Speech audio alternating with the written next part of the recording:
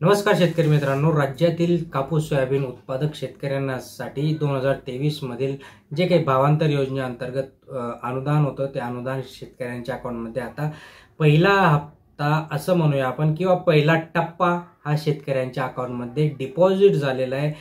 परंतु बहुतेक शेतकऱ्यांच्या अकाउंटमध्ये तो डिपॉझिट देखील झालेला नाहीये। कारण एकच त्यांनी सांगितलं होतं की जे काही तुमचे KYC वगैरे ते राहिलेत। तर आता कोणाला डिपॉझिट झाले, कोणत्या जिल्ह्यानुसार किती हे डिपॉझिट झाले ते आपण या व्हिडिओच्या माध्यमातून जाणणार आहोत। परत त्याचा दुसरा हप्ता कधी मिळेल तेही आपण, दुसरा टप्पा कधी येईल तेही आपण जाणणार आहोत। त्यामुळे शेवटपर्यंत बघा, कुठे स्किप करत नका जा। चॅनलला नवीन असाल तर सबस्क्राइब करून ठेवत जा, लाईक करायला तर मुळीच विसरत नका।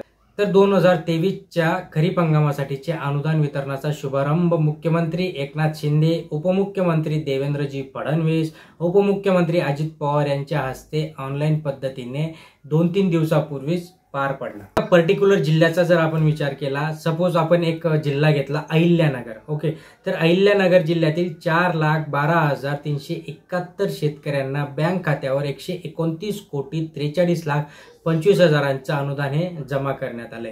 जो पहिला टप्पा होता, या पहिल्या टप्प्यामध्ये राज्य सरकारकडून 49,50,000 शेतकरी याच्यात पात्र झाले आणि त्यांच्या अकाउंटमध्ये पैसे डिपॉझिट झाले।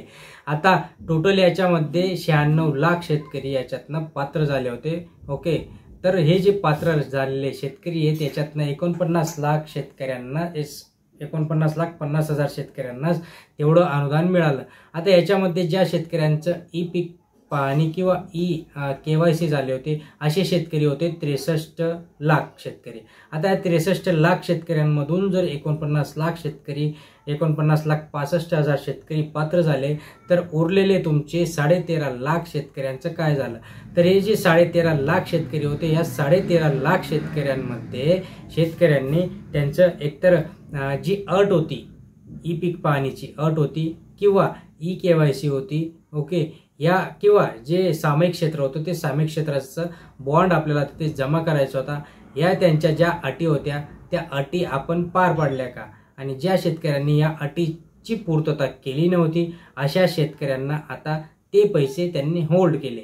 म्हणजे जे 63 लाख शेतकरी याच्यात पात्र झाले होते पहिल्या टप्प्यासाठी, त्याच्यापैकी 49,50,000 शेतकऱ्यांनीच त्याच्यामध्ये पात्रतेच्या अटी पूर्ण केल्या।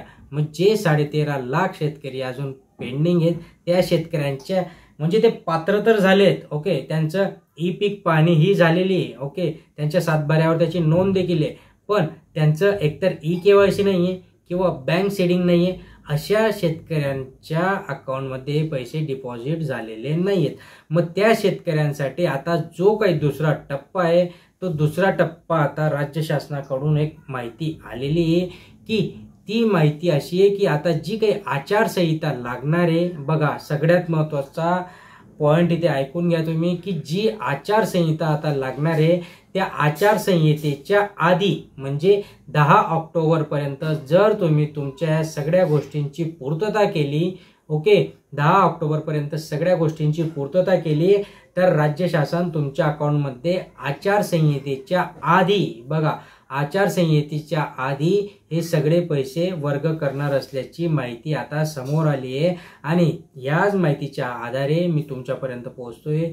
तुम्हाला ज्या शेतकऱ्यांना याचे पैसे आले नसतील अशा शेतकऱ्यांनी लवकरात लवकर एकतर त्यांचं पीक पाहणीची नोंदणी कंप्लीट करून घ्या। जे की आपल्याला जे काही कृषी सेवक असतात त्यांच्याकडे जाऊन आपल्याला या गोष्टी करायच्या आहेत, किंवा ते तर आता येणार नाहीत, ओके, त्यांच्याकडे जाऊन आपल्याला या गोष्टी करायच्या आहेत। दुसऱ्या म्हणजे आपल्याला KYC कंप्लीट करायची, दुसरं म्हणजे आपल्याला आधार बँक सीडिंग करून घ्यायची, जेणेकरून हे पैसे आपल्या अकाउंटमध्ये लवकरात लवकर डिपॉझिट।